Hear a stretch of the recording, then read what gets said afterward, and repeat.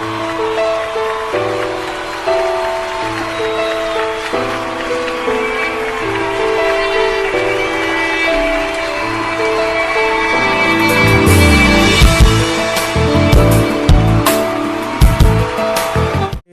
பிள்ளைங்கக்கிட்ட நான் செய்தியை பார்க்க போகிறேன்.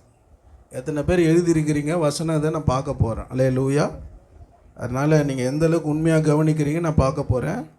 இந்த வாரம் அவங்களுக்கு ட்ரைனிங் இருக்குது, இப்போ பயிற்சி. அல்லேலூயா. நான் ஏசியாவில் இருக்கும்போது அங்கே சிறுவர்கள் சண்டே ஸ்கூல் பிள்ளைங்கள்லாம் நாங்களாம் ஒன்றா இருக்கும்போது அங்கே சபைக்கு அங்கே சண்டே ஸ்கூல் இல்லாத நேரத்தில் ஒரு சகோதரர் இருப்பார். அவர் சின்ன வயசு தான். நோட்டில் எதுனே இருப்பாப்புல. அல்லேலூயா. அதனால் பக்கத்தில் ஒரு நோட்டு இருக்கும்போது அந்த எழுதுறது என்னன்னா உங்கள் இருதயத்தில் பதியும். அல்லேலூயா. அதனால் அதை ஃபாலோ பண்ணுங்கள். தேவதாசன் மத்தியில் வந்திருக்கிறார்கள். அவர்கள் சொல்லுகிறதான வார்த்தை சாட்சி ரொம்ப முக்கியம். அல்லேலூயா. சரியாக 11 மணிக்கு முடிஞ்சிடும். முடியறதுக்கு முன்னாடி ஒருத்தராக என்ன பண்ணாதீங்க, போகாதீங்க. ஆமென். அங்கே பர்மிஷன் கேட்கணும். ஆண்டவர் தான் முக்கியம். அல்லேலூயா. நீங்கள் ஆண்டவர் முக்கியம்னா உங்களுக்கு போனஸ் கிடைக்க போகுது, உயர்வு கிடைக்க போகுது. அல்லேலூயா. அல்லேலூயா. அல்லேலூயா. நீங்கள் ஆண்டவருக்காக நீங்கள் அந்த சரியாக முடித்திடுவோம். நேரத்தை நாங்கள் அதை உங்களுக்கு அந்த ஆராதனைக்கு சரியாக முடித்திடுவோம். நம்ம மத்தியில் இருக்கிற ஐயா நாகலிங்க ஐயா, நம்ம மத்தியில் டேவிட் ஐயா வந்திருக்கிறார்கள். செல்வின் ராஜ் ஐயாவும் டேவிட் ஐயா வந்திருக்கிறார்கள். சத்தியத்தை அறிவீர்கள், சத்தியம் உங்களை விடுதலையாக்கும் என்ற ஒரு ஊழியத்தை செய்கிறார்கள். அல்லேலூயா. தொடர்ந்து அவர்கள் அந்த ஊழியத்தை உற்சாகத்தோடு செய்கிறார்கள். பாருங்கள், இந்த வயசிலும் அவங்க செய்கிறாங்க. நம்ம செய்கிறோமா? பக்கத்தில் கையை கொடுத்து சொல்லுங்கள், நீங்கள் ஊழியம் செய்கிறீங்களா? கேட்குறது வண்டி நல்லா கேட்குறீங்க. அல்லேலூயா.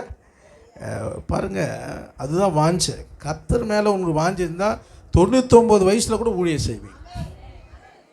அந்த யூடியூப்பில் பார்த்தேன், 2 காலும் கையும் முடியல, நடக்கவும் முடியல, போய் ட்ராக்ஸ் கொடுக்குறாரு. பரலோகம் எவ்வளோ சந்தோஷப்படும். ஒன்றும் இல்லை, நீங்கள் ஊழியமே செய்ய வேணாம். கேஎம்சி ஜிஹெச் ஸ்டாண்டில் போய் பாருங்கள், ஒரு விசிட் பாருங்கள். இந்த எலும்பு முறிவு இடத்துல போய் பாருங்கள். உங்கள் கையை காலை பார்த்தீங்கன்னா அப்படி தொட்டு முத்தம் கொடுப்பீங்க. ஐயோ, என் காலெல்லாம் ஆண்டவர் எப்படி வச்சுருக்கிறார், என் கையெல்லாம் எப்படி, எல்லாம் இரும்பு ராடு வச்சுருக்குறாங்க உள்ள. அல்லேலூயா.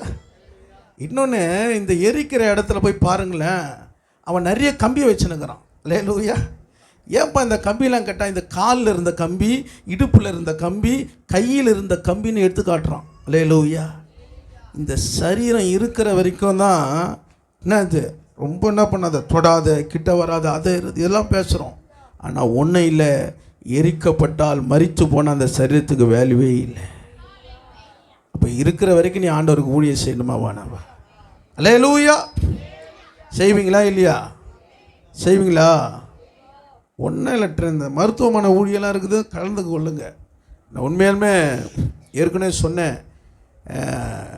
நான் சுருக்கமாக சொல்லி ஒரே ஒரு வார்த்தை சொல்லி முடிக்கிறேன். நானும் ஒரு ஊழியக்காரரும் ஒரு திருமண நாளில் கொண்டாடி அவங்களுக்காக ஜெபம் பண்ணிவிட்டு சாப்பிட்டு வரோம் பிரியாணி. பாருங்கள், ஜிஹெச் ஹாஸ்பிட்டலுக்கு போகிறோம். ஜிஹெச் ஏதோ ஒரு ஹாஸ்பிட்டலில், கேன்சர் ஹாஸ்பிட்டலில் கூட இருக்க சொல்கிறாரு, ஐயா அந்த கேன்சர் பேஷண்ட்டுக்காக ஜெபம் பண்ண. உள்ளே போனோன்னு சின்ன பிள்ளைங்கள்லேருந்து பெரியவங்க வரைக்கும் 6 மாதம் டைம் கொடுத்துட்டுருக்குறாங்க. முகம்லாம் அப்படியே துக்கமாக இருக்குது. நாங்கள் அப்படியே ஏதோ சந்தோஷத்தோடு வந்து அவங்கள பார்த்தும் போது ஒரு கவலை வந்துச்சு. எல்லாருக்கும் 6 மாதம் 4 மாதம், ஆனால் ஆண்டவர் எத்தனையோ மாதம் வருஷங்களாக கிருபையாக கொடுத்துருக்குறார். ஏன் இதெல்லாம் சொல்கிறேன் தெரியுங்களா? ஒரு பாரம் உங்களுக்குள்ளே வரணும். நம்ம குடும்பம், நம்ம பிள்ளைங்க இதையே பார்த்து என்ன இருக்குது. அல்லேலூயா. இயேசு திரளான ஜனங்களை கண்டு மனதுருகினார். அல்லேலூயா. அதனால் அப்படிப்பட்ட ஒரு பாரம் நமக்குள்ளே வரணும். அதுக்காக ஜெபம் பண்ணுங்கள். கர்த்தர் உங்களை ஆசீர்வதிப்பார். இப்போதும் ஐயா இடத்துல நான் கொடுக்குறேன்.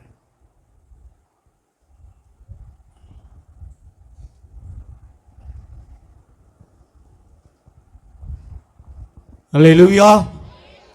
அல்லேலூயா. அல்லேலூயா. கர்த்தர் நாமத்துக்கு மகிமை உண்டாவதாக.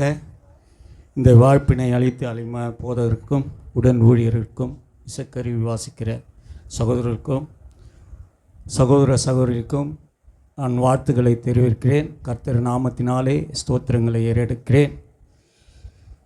இங்கே அநேகர் ஜபித்திருப்பீங்க. எங்கள் மனைவி போராட்டத்தில் இருந்தாங்க, அநேகர் ஜெபித்தீங்க. உங்களுக்கு எல்லாரும் நல்ல உள்ளத்துக்கு நன்றிகளும் ஸ்தோத்திரங்களும் ஏறெடுக்கிறேன். ஐயாவும் அடிக்கடிக்கு ஜெபம் பண்ணுவார். நாங்கள் போகிற சபையெல்லாம் ஜெபம் பண்ணாங்க. எங்கள் மனைவி மரணத்திக்கிட்ட போயிட்டு வந்துட்டாங்க. ஹாஸ்பிட்டலில் அட்மிட் ஆகிருந்தாங்க, கர்ப்ப ப்ராப்ளம். அதில் ஃபஸ்ட்டு ஆப்ரேஷனுக்கு உள்ளே போனாங்க, கான்சஸ் இல்லாமல் போயிடுச்சு. டாக்டர் வெளியே சொன்னதும் நான் பயந்துட்டேன். சரி, நீங்கள் ஆப்ரேஷன் பண்ணலைன்னா பரவாயில்ல விடுங்கன்னு சொல்லிட்டு நான் கர்த்தர் எடுத்து ஜெபித்தேன். அப்படியே கொண்டு ஐசியூவில் போட்டாங்க. ஆப்ரேஷன் பண்ணல.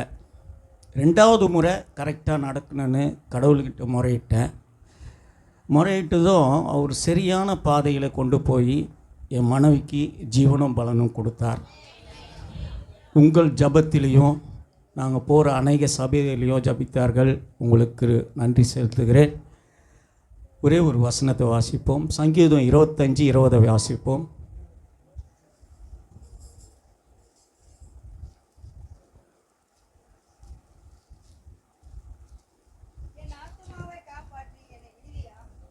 ஹல்லேலூயா, ஹல்லேலூயா. நம்மெல்லாம் யாரை நம்பி இருக்கிறோம்?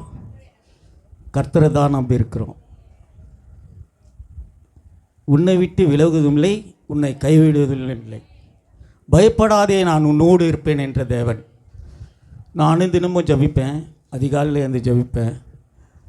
கேட்க சொல்ல ஒவ்வொரு சபைக்காகவும் ஜபிப்பேன், ஒவ்வொரு போதகருக்காகவும் ஜபிப்பேன், விசுவாசி பெருமக்களுக்கும் ஜபிப்பேன். என்னுடைய ஜபத்தை கேட்டு கர்த்தர் என் மனைவிக்கு பரிபூர்ண சுகத்தையும் பலத்தையும் கட்டளையிட்டார்.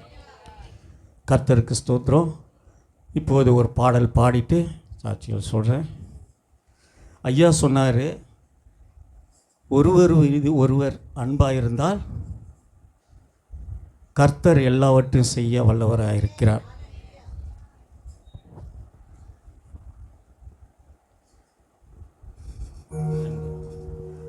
அன்பின் வாசலை திறந்திடு மனமே, இதுவே இயேசுவின் நல்ல குணமே.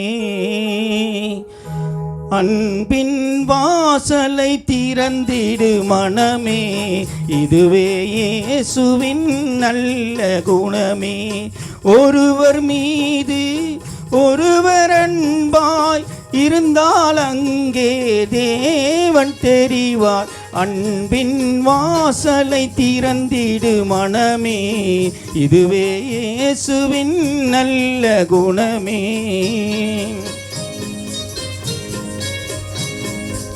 ஹல்லேலூயா, ஆமென்.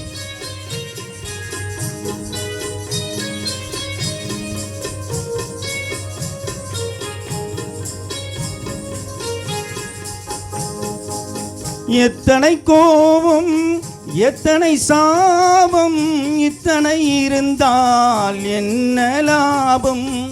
எத்தனை கோபம் எத்தனை சாபம் இத்தனை இருந்தால் என்ன லாபம். பரிசுத்தமாய் நீ இருந்தாலே அன்பில்லை என்றால் எல்லாம் பாவம். அன்பின் வாசலை திறந்திடு மனமே, இதுவே இயேசுவின் நல்ல குணமே.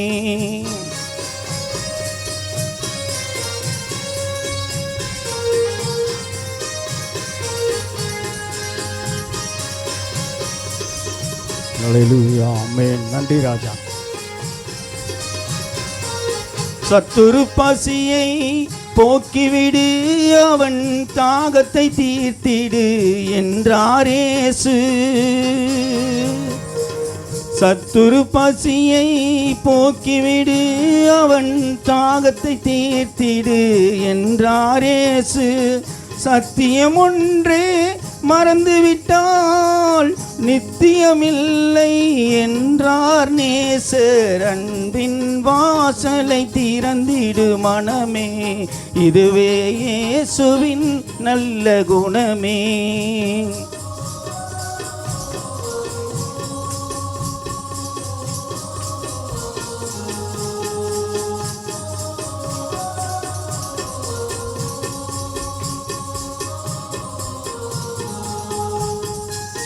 நிந்தைகள் வந்தால் சிரித்துவிடு, வந்ததை என்றும் மறந்துவிடு. நிந்தைகள் வந்தால் சிரித்துவிடு, வந்ததை என்றும் மறந்துவிடு. உலகத்தை ஜெயித்தேன் என்றவரே, உள்ளத்தை நிறைவாய் அறிந்துவிடு. அன்பின் வாசலை திறந்திடு மனமே, இதுவே இயேசுவின் நல்ல குணமே. ஒருவர் மீது ஒருவர் அன்பாய் இருந்தால் அங்கே தேவன் தெரிவார். அன்பின் வாசலை திறந்திடு மனமே, இதுவே இயேசுவின் நல்ல குணமே. அல்லேலூயா. போராட்டம் மத்தியிலே என் மனைவியை காப்பாற்றினால். என்னுடைய சாட்சி சொல்கிறேன். இந்த இடத்துல ஓட்டரிப்பதில் இல்லாத கெட்ட பழக்கங்களுக்கு அடிமையாக இருந்த என்னை இந்த இடத்த விட்டு மாற்றி கர்த்தர் என்னை ஊழியம் பண்ணுற அளவுக்கு வைத்தார்.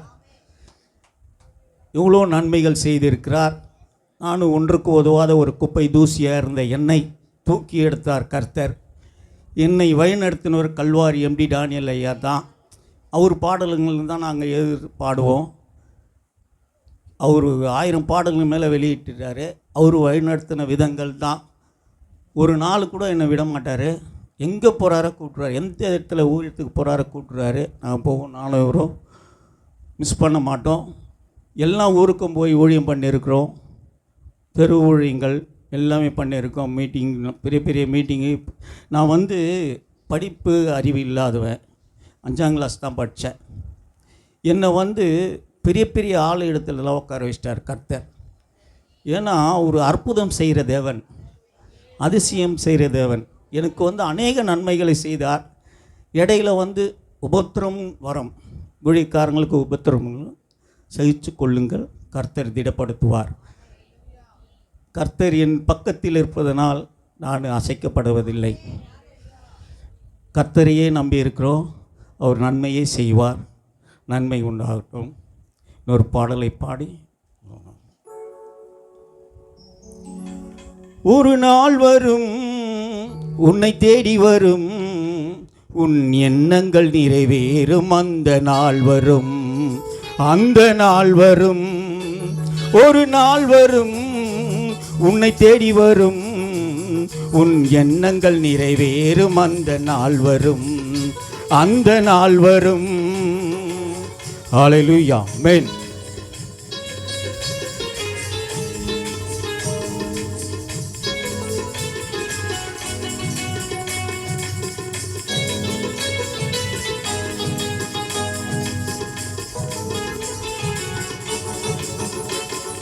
கடந்த காலம் எல்லாம் கதையாக மாறலாம், உடைந்த உள்ளம் எல்லாம் கனவாங்கி போகலாம். கடந்த காலம் எல்லாம் கனவாக மாறலாம், உடைந்த உள்ளம் எல்லாம் கதை மாறி போகலாம். இனி ஏன் பயமே துணையே இயேசுவே, இனி ஏன் பயமே துணையே இயேசுவே. நீ துணிந்து வாழலாம், நீ துணிந்து வாழலாம். ஒரு நாள் வரும் உன்னை தேடி வரும், உன் எண்ணங்கள் நிறைவேறும். அந்த நாள் வரும், அந்த நாள் வரும். ஹல்லேலூயா, ஆமென். நன்றி ராஜா.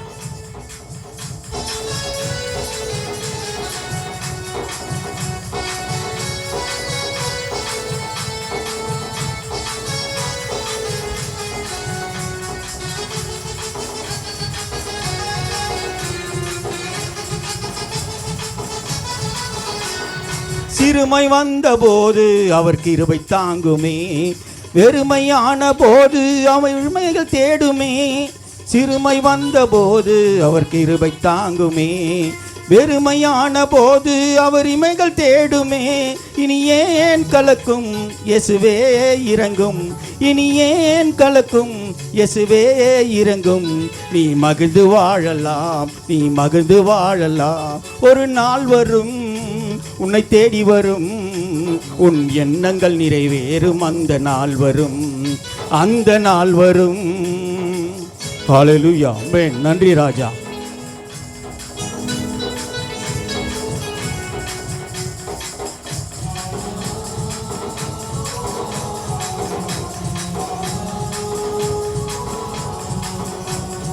வியாதி வந்தபோது அவர் வார்த்தை அனுப்புவார், குணமாக்கி உன்னை தேற்றி அவர் பார்த்து கொள்ளுவார்.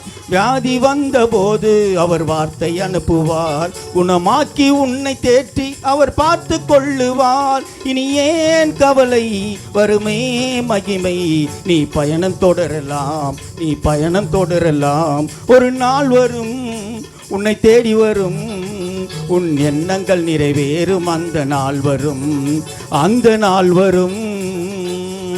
அல்லேலூயா.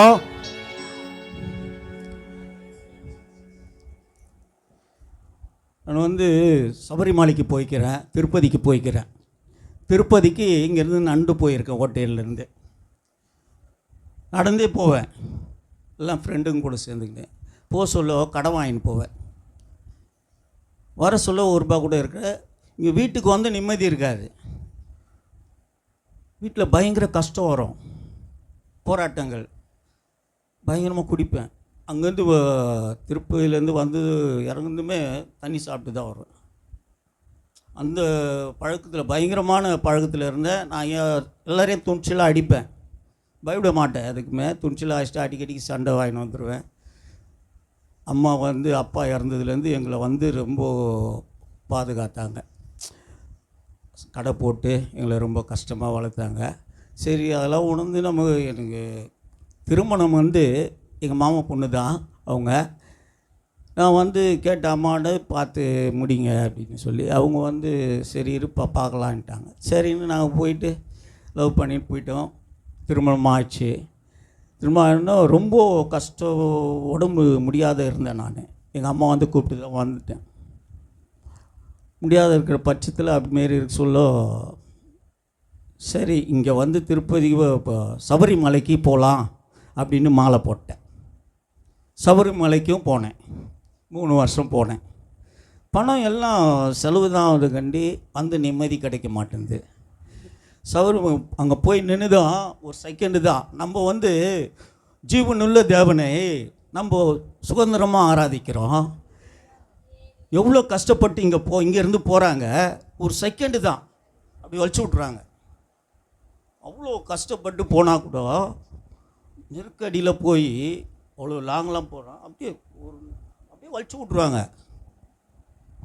எனக்கு என்னென்ன அது போகணுன்னு நம்ம அவ்வளோ தொழுந்து வரோம் கஷ்டப்பட்டு, உடனே வலிச்சு விட்றாங்க. உண்மையான தேவனை நான் அறிந்தேன்.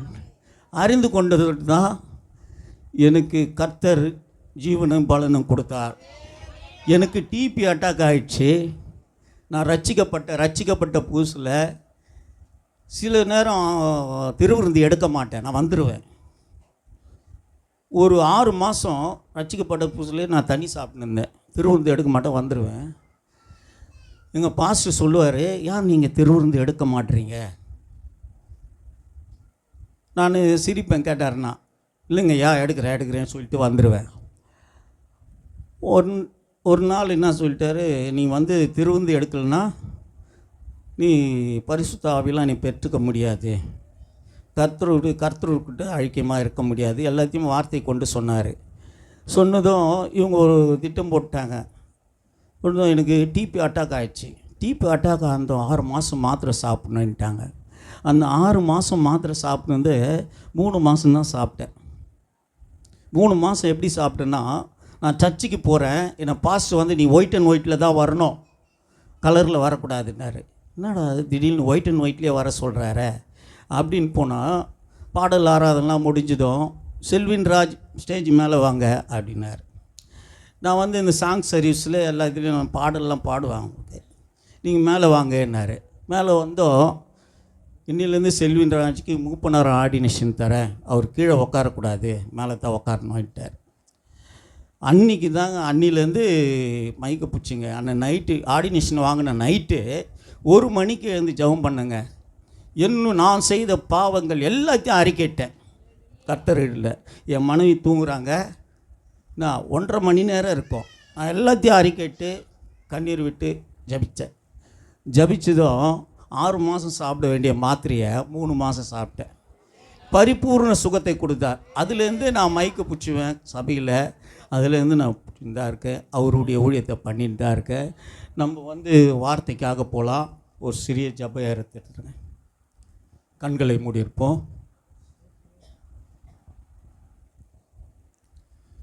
ஹல்லேலூயா. சூத்திரம் ஸ்தோத்திரம் ஆண்டவரே, ஸ்தோத்திரிக்கிறப்பா. வானத்திற்கும் பூமிக்கும் சர்வலோகத்துக்கு அதிபதியான எங்கள் தகப்பனே, இந்த மனமாட்சி காலை வேலைக்காக உமக்கு நன்றி செலுத்துகிற தகப்பனே, ஸ்தோத்திரிக்கிறப்பா. உம்முடைய பிள்ளைகள் உம்முடைய பாதத்தை தேடி வந்திருக்கிறார் தகப்பனே. எந்த கஷ்டத்தோடு பாரத்தோடு கவலையோடு வந்திருக்கிறார்களோ வந்தவர் வந்தவண்ணமாக போகக்கூடாது தகப்பனே. நிறைந்த ஆசீர்வாதத்தோடும் பலத்தோடும் சுகத்தோடு போகும்படியாக உம்முடைய கிருபைக்கரங்கள் தாங்கட்டு தகப்பனே, ஸ்தோத்திரிக்கிறப்பா. சபைக்காக கொடுத்த போதகரை கரத்தில் ஒப்பு கொடுக்கும் தகப்பனே, ஸ்தோத்திரப்பா. போன வாரம் அவருக்கு திருமண நாள் தகப்பனே, ஸ்தோத்திரிக்கிற ராஜா. வருஷத்தை நன்மையால் முடிச்சூட்டி உம்முடைய கிருபையால் மகனை பாதுகாத்துக்கொள்ளும் செய்கிற ஊழியங்கள்லாம் நீ ஆசீர்வதி. கொடுத்த மனைவி பிள்ளைகளெல்லாம் நீ ஆசீர்வதி தகப்பனே, ஸ்தோத்திரிக்கிறப்பா. கொடுத்த தாயாரை ஆசீர்வதி. உம்முடைய பிள்ளைகள் எங்கெல்லாம் செல்கிறதோ உம்முடைய சமூகம் முன் செல்லட்டும் தகப்பனே, ஸ்தோத்திரிக்கிறப்பா. ஆவியானவர் எங்கு உண்டோ அவங்க விடுதலை உண்டு என்று சொன்ன தேவனை விடுதலையோடு பற்றி கொள்ளும்படியான கிருபை செய்ய தகப்பனே. நான் எட்டாதான் அறியாத பெரிய காரியங்கள் செய்வேன் என்று சொன்ன தேவனே, அப்படியா பெரிய காரியங்கள் செய்ய போகிறதுக்காக ஸ்தோத்திரிக்கிறோம். நன்றியோடு துதிக்கிற தகப்பனே. வந்திருக்கிற ஊழியக்காரரை கொண்டு நீர் வல்லமையாக பயன்படுத்த தகப்பனே. ஒவ்வொரு ஆத்மாவுக்கும் ஏற்ற வார்த்தையை நீ பறந்து அனுப்புவதற்காக ஸ்தோத்திரிக்கிறோம். சத்தியத்தை அறிவீர்கள், சத்தியம் உங்களை விடுதலையாக்கும் என்று சொன்ன தேவனே, ஒவ்வொரு பிள்ளையும் விடுதலையோடும் சமாதானத்தோடு ஆசீர்வாதத்தோடு போகும்படியாக உம்முடைய கிருபைக்கரங்கள் தாங்கட்டும். தொடக்க முடியும் முடிவுரை நீராயிரும். உம்முடைய பிரசனம் மட்டும் நிறைந்து காணப்படட்டும். துதிகன மகிமை எல்லாவற்றையும் உமக்கே செலுத்துகிறேன் இயேசுவின் நாமத்தில் பிதாவே, ஆமென். அல்லேலூயா.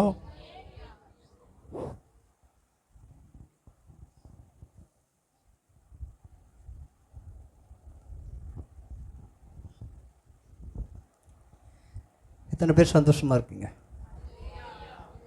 அவ்வளோதானா? இது மனமகிழ்ச்சி நாள் அப்படி சொல்கிறாங்கல்ல. மனமகிழ்ச்சியோடு கூட எத்தனை பேர் இருக்கிறீங்க? ஒரு 4-5 பேர் தான் இருக்கீங்க. சந்தோஷம் இல்லையா? இருக்கா இல்லையா? கஷ்டம்தான் சொல்கிறதுக்கு இல்லை. அனைவருடைய வாழ்க்கையில் இருக்கும். கஷ்டம் இல்லாமலாம் இருக்க முடியாது. அதுவும் கிறிஸ்துவ வாழ்க்கையில் கொஞ்சம் இருக்கும், போராட்டம் இருக்கும். ஏன்னா உண்மை உள்ள தேவனை ஆராதிக்கிற நமக்கு பாடுகள் உண்டு, பிரச்சனைகள் உண்டு, உபத்திரவங்கள் உண்டு. பொய் சொல்லி வாழ்க்கை நடத்துகிறவர்களுக்கு அது கிடையாது. ஏன் அப்படின்னா பொய்க்கு பிதா நம்ம ஆண்டவர் அப்படி இல்லை. அதனால் உபத்திரவம் இருக்கும். எங்கே போய் உண்மைக்கு கஷ்டப்பட்டால் நல்ல பேர் இருக்கான்னு சொல்லுவாங்கள்ல, அதான் அது. நாளில் கூட சில காரியங்களை சொல்லிவிட்டு சத்தியத்துக்குள்ளே கடந்து போக நான் ஆசைப்படுகிறேன். கர்த்தர் உங்களை ஆசீர்வதிக்கணும். இப்படிப்பட்ட வாய்ப்பினை கொடுத்த அருமையான ஊழியக்காரருக்கும் உடன் ஊழியக்காரர்கள் யாவருக்கும் சபை விசுவாசிகள் உங்கள் யாவருக்கும் இயேசு கிறிஸ்துவின் நாமத்தினாலே வாழ்த்துதலையும் நன்றியும் சொல்லிக் கொள்கிறேன். கர்த்தர் உங்களை ஆசீர்வதிக்க வேண்டும். கரங்களை உயர்த்தி சத்தமாக ஒரு அலையிலே சொல்லாமா? இன்னும் சத்தமாக சொல்லுவோம், இன்னும் சத்தமாக சொல்லுவோம், இன்னும் சத்தமாக சொல்லுவோம். கர்த்தர் உங்களை ஆசீர்வதிக்கணும். இந்த சவுண்டு முன்னாடி ஏன் இல்லை? இப்போ கொடுத்தீங்களா அல்லேலூயா? இது ஏன் முன்னாடி இல்லை? ஏதோ ஒரு காரணம் இருக்குது இல்லை, அதை அகற்றணும். பைபிளில் ஒரு வசனத்தை நம்ம வாசிப்போம். அப்போஸ்தலரின் புஸ்தகம் 2ஆம் அதிகாரத்தில் 1-4 வசனங்களை தொடர்ந்து வாசிங்களேன். கொஞ்சம் சத்தமாக வாசிங்க. பெந்தகோஸ்தே என்னும் நாள் வந்தபோது அவர்கள் எல்லோரும் ஒருமனப்பட்டு ஓரிடத்திலே வந்திருந்தார்கள். போறோம். அவர்கள் எல்லோரும் வாசிமா. அவர்கள் எல்லோரும் அவர்கள் எல்லோரும் ஒருமனப்பட்டு ஓரிடத்திலே கூடி வந்தார்கள். நல்லா கவனிக்கணும். இது சாதாரணமான ஒரு காரியம் கிடையாது. இப்போ நம்ம எல்லாம் கும்பல் கூடி இருக்கோம்ல, ஒரு இடத்துல வந்தாச்சு. நமக்குள்ள ஒரு மனம் இருக்கா? நல்லா கவனிக்கணும். சுருக்கமாக தான் இருக்கும் சத்தியம். பைபிளில் ஏதோ சொல், சத்தியத்தை அறிவீர்கள், அதான் விடுதலையாக்கும். காமெடியோ கட்டுக்கதையோ கண்டிப்பாக விடுதலையாக்காது. வேத வசனம் சொல்லுது, ஜலத்தினாலும் ஆவியினாலும் பிறக்கலன்னு சொன்னால் அவன் எங்கே போக முடியாதா? ஆமாம், நம்மெல்லாம் ஜலத்தில் பிறந்திருக்கிறோம். ஞானஸ்தானம் எடுத்து ஜலத்தில் பிறந்தது. ஆவியில் நிரப்பப்பட்டிருக்கிறோமா? எத்தனை பேர் அபிஷேகம் பெற்றவர்கள்? கைகளை தூங்க பார்ப்போம். அபிஷேகம் நான் பெற்றாச்சு. அபிஷேகம் பெற்றவர்கள், பரிசுத்த ஆவியை பெற்றவர்கள், அதான் அபிஷேகம். குறையாக இருக்கு. ஏன் அது வரலை? இந்த அபிஷேகத்தை பெறாத இருப்பதற்கு என்ன காரணம்? நம்ம நினச்சி பார்க்கணும். ஏன் எனக்குள்ள அபிஷேகம் வரலை? நான் இன்னும் மாம்சமாகவே ஆராதனை செய்கிறேனே, ஆவியான எனக்குள்ளே இருங்களையே. வேதம் சொல்லுது நீங்களே நாளையும் அப்படின்னு சொல்லுது. இப்போ இந்த ஆலயத்துக்குள்ளே இயேசு இருக்கிறாரா இல்லையா? எனக்குள்ளே இயேசு இருக்கிறாரு மட்டும் சத்தமாக ஒரு அலையில் சொல்லுங்க பார்ப்போம். அப்போ அத்தனை பேர் ஏன் அபிஷேகத்தில் நிரப்ப முடியல?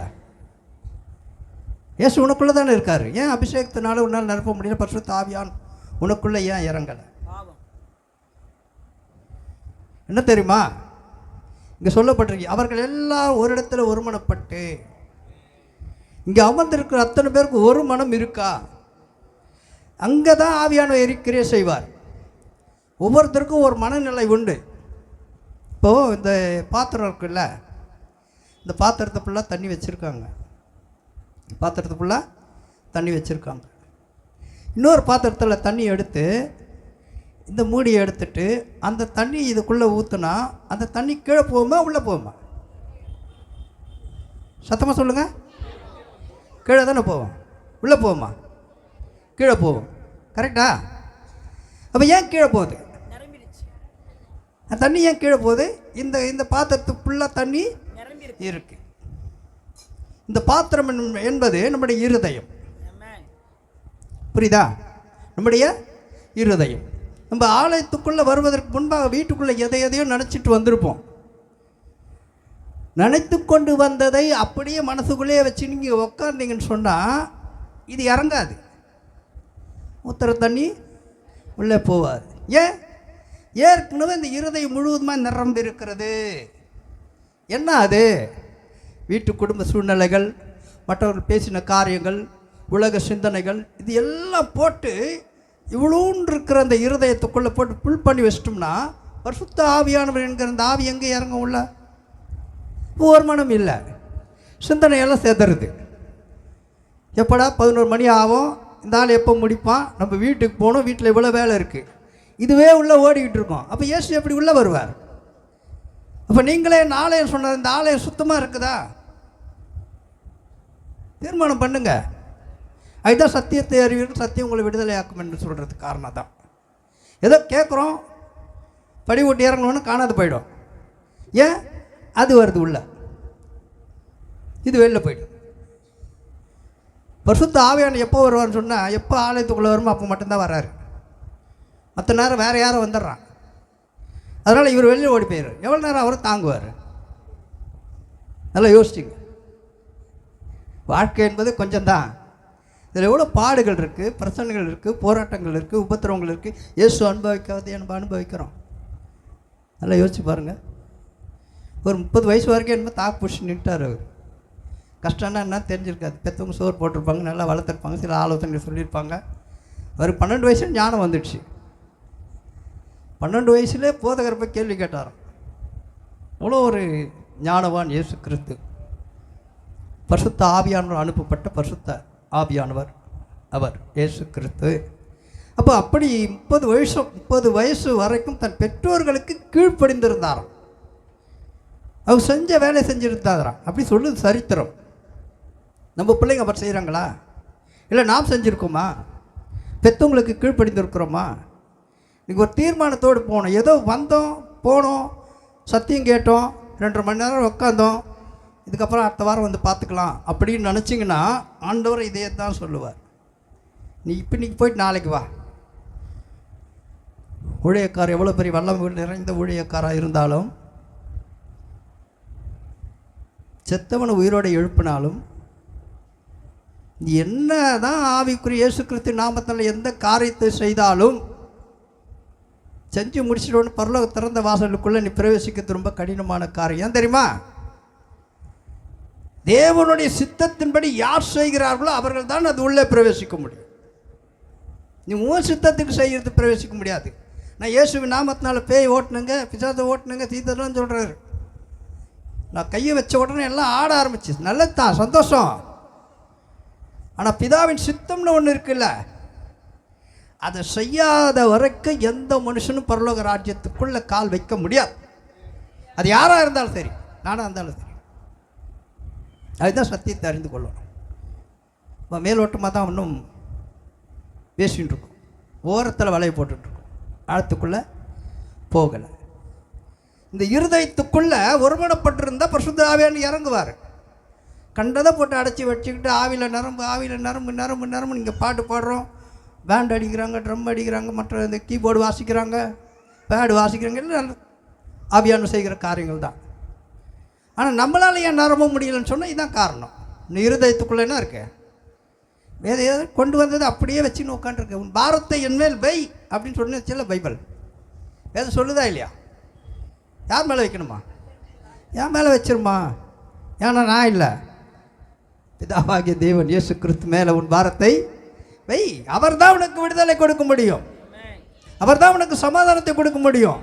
நீ விரும்பின எல்லா காரியங்களும் அவர் தான் நிறைவேற்ற முடியும். ஆமென். தன் சுய பலத்தினால எதையும் சாதிக்க முடியாது. நம்ம நினச்சிக்கலாம், என்னுடைய பலத்தினால தாங்க இந்த வேலையை செய்கிறேன், இவ்வளோ சம்பாதிக்கிறேன், நான் யாருக்கிட்டையும் கை நீட்டு இருந்து கிடையாது. உண்மை, அது யார் செஞ்சது? என்னைக்காவது ஒரு நாள் நினச்சி பார்த்தீங்கன்னு சொன்னால் ஐயா சொன்ன காரியங்களை நீங்கள் கண்டிப்பாக செய்வீங்க. காலம் கொஞ்சம் தாங்க இருக்குது. இது உபத்திரவத்தின் காலம். என்ன காலம் இது? ஆமாம், உண்மையாக பொய்யா? நல்லா கவனிங்க. சண்டே கிளாஸு எங்கள் சர்ச்சில் போன வாரத்தில் பேசும்போது எங்கள் ஊழியக்காரர் சொன்ன, சண்டே கிளாஸில் சண்டேக்கு அந்த சின்ன பிள்ளைங்களாம் கொண்டு வந்து அவங்களுக்கு சத்தியத்தை சொல்லுங்கள், உபதேசம் பண்ணுங்கள். இந்து பிள்ளைகளும் நிறைய பேர் வருவாங்க, அவங்களுக்கு இப்போவே அதை ஊட்டினா தான் பின்னாடி அதுக்கு அவங்க அப்பா அம்மா ரட்சிப்புக்குள்ளே கொண்டு வர முடியும். கரெக்டு. அதான் இன்றைக்கி நடந்துருக்குது. எத்தனை பேர் தெரியும்? அது தெரியுமா? அரசியலில் உட்காந்துருக்கிற யார்? அவர் என்ன சொன்னார் அறிக்கையிட்டா தெரியுமா? அந்த விதையானது பெருங்களெல்லாம் கவுத்து விட்டுச்சு. ஏன் சொன்னால் இது தேவனுடைய சித்தம். நீயா நானும் முட்டிப்பட்டு கண்ணீர் விட்டு கதறி செபித்தால் நடக்காது. ஜெபம் தேவனுக்கு பிரியமாக இருந்தால் உடனே பதில் வரும். நீ கேட்குறது அவருக்கு பிரியமாக இருந்தால், உண்மையாக இருந்தால் உடனே பதில் வரும், இல்லை கொஞ்சம் தாமதிக்கும். இது அவருடைய சித்தம். கடைசி காலத்தில் என்னெல்லாம் நடக்க வேண்டும் என்பதை தேவன் பைபிளில் வேதத்தில் தீர்க்கதரிசி மூலியமாக வெளிப்படுத்தி இருக்கிறார். இது ஒன்று ஒன்று வாசித்து பாருங்கள், இப்போ தெரியும். அப்போ இதை குறித்து நம்ம என்ன பண்ணக்கூடாது, பயப்பட இதுன்னு நடக்கும். ஆனால் நம்ம செய்ய வேண்டியது இதிலிருந்து விடுதலை பெறுவதற்கு என்ன வழி? சிறுவர் ஜனங்களை துன்புறுத்தும்படி சவுல் கடந்து போகிறார். அதுவும் ஒரு முதல் மந்திரிக்கிட்டே லெட்டர் வாங்கிட்டு போகிறாராம். போய் அவர் எவ்வளோ பெரிய ஆளாக இருந்திருப்பார் பாருங்க. அதிகாரிக்கிட்ட போய் கடதாசி லெட்டரை வாங்கிக்கிட்டு ஜனங்களை பிடிச்சி சிறையில் வைக்கணும். அதான் இன்றைக்கி நடக்குது. இந்த சவுல் என்கிற அதிகாரிகளை தேவன் பிடிக்கணும். அதுக்கு தான் நம்ம ஜெபம் பண்ணணும். இப்போ ஒரு அதிகாரி போய் சட்டசபையில் உட்காந்து பேசுகிறார், பைபிள் வசனத்தை பேசுகிறார், உட்கார வச்சிட்டாரா? இது ஒரு பக்கம் நடந்தாலும் இதற்கு ஆப்போசிட்டாக ஒரு அம்மா எழுந்து பேசுது. நீங்கள் சட்டசபை நடத்துகிறீங்களா, ஆலயத்தில் உபதேசம் பண்ணுறீங்களான்னு கேட்குது. வந்துடுச்சாங்க ஆப்போசிட்டு. இங்கே தான் ரோல் ஓட போகுது. நல்லா புரிஞ்சுக்கணும், கடைசி காலத்தில் என்னெல்லாம் நடக்கும் வேதம் சொல்லுது அத்தனையும் நடக்கும். ஆனால் நீயும் நானும் ஜாக்கிரதை உள்ளவர்களாக இருக்க வேண்டும். தேவனோடு கூட உறவாட வேண்டும். நம் குடும்பத்தில் ஒவ்வொருவரையும் மனம் திரும்ப செய்வதற்கு ஏற்ற காரியங்களை நம்ம செய்ய வேண்டும். நம்முடைய குடும்பத்தில் நமக்கு சொந்தக்காரர் நிறைய பேர் இருப்பாங்களா, அப்பா அம்மா அண்ணன் தம்பி மாமா மச்சான். நம்ம மட்டும் பரலோகம் போன போகிறோமா? உறவுகள் வரணுமா இல்லையா? அதுக்காக நம்ம ஜெபம் பண்ணிருக்கோமா?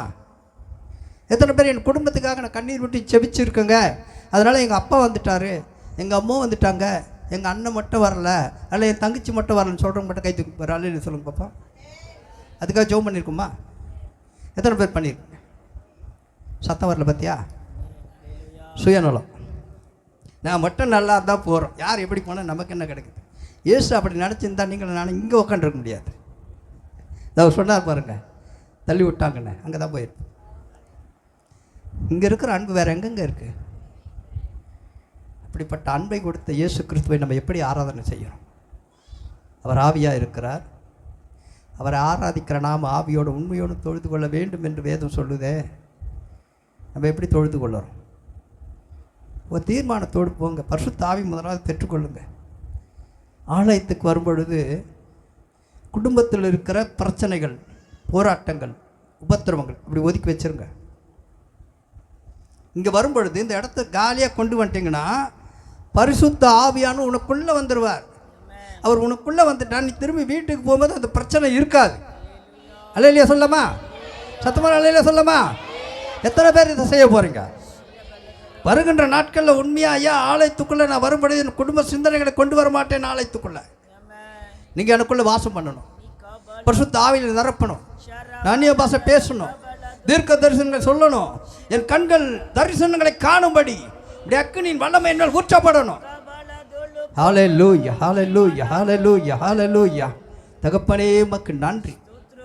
எத்தனை பேர் கேட்க போகிறீங்க? கேட்குறவங்க மட்டும் ஒரு அலையில சொல்லுங்க பார்ப்போம். சத்தமாக அலையில சொல்லாமா? இன்னும் சத்தமாக சொல்லாமா? இப்போ தான் சத்தியத்துக்குள்ளே போகிறோம். இவ்வளோ நேரம் என்னையா பேசுனீங்க? இது ஆலோசனை, எல்லாமே ஆலோசனை தான். சத்தியம் சத்தியம் சத்தியம் தான். அதில் மாற்று கருத்தை கிடையாது. என்னன்னா ஏற்றுக்கொள்ளுகிற அந்த பக்குவம் வேணும். அந்த இருதயம் இருக்கணும். அது இருந்துச்சுன்னா ஏற்றுக்கலாம். நீ சொல்லி நான் கேட்கணுமாயா? எத்தனையோ ஊழியக்காரன் சொல்லிட்டு போயிட்டாங்க. நீ என்ன பெத்தலாம் சொல்ல போகிற? உண்மைதான். இது புதைப்பொருள் இதுக்குள்ளே இருக்கிறது. திரும்ப திரும்ப வாசிக்க வாசிக்க வாசிக்க வாசிக்க வித்தியாசமான காரியங்களை ஆவியான உணர்த்திக்கிட்டே இருப்பார். அதுதான் ஜெயம் பெற. நம்ம ஒரு வாட்டி படிச்சுட்டு ஆமாம் இதுக்கு தான் அர்த்தமா அப்படின்னு விட்டுட்டோம்னாக்கா அது ஒரு வார்த்தையிலேயே ஏகப்பட்ட விஷயங்கள் சொல்லிக் கொடுப்பாராம்.